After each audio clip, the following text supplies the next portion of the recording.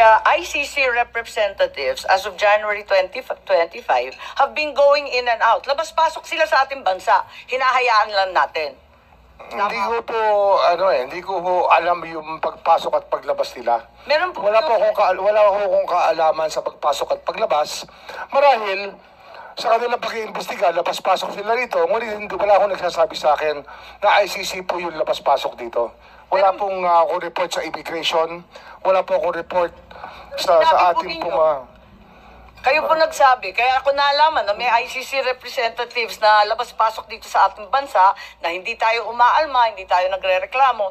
Yun na ang pagkasabi po ninyo. Sabi nga namin dati pa, kung wala ho silang nilalabag na batas, ay malaya po silang maglabas-pasok sa ating bansa. Katulad po ng kahit sino pang turista o sino pong nais bumisita sa ating bansa. Iba po yung pakay ng turista, iba naman yata ang pakay ng kinatawan ng ICC. So, nag-iba na talaga.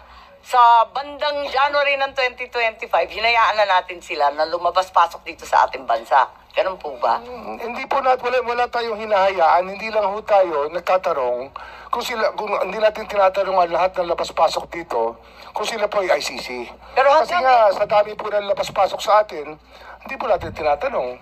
So hanggang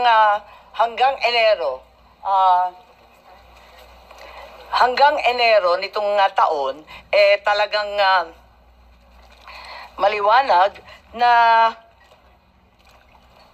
labas-pasok na yung mga ICC, ano? Hindi ko po alam Wala pa akong personal knowledge. I can only speak from personal knowledge. Narito kasi sa Philippine Star at sinabi na I know that as anecdotally from people I know from the human rights community, they've been in contact here. May mga nagkikwento po na may kausap silang ICC. So alam po ninyo. Kasi sabi mo in-identify pa ninyo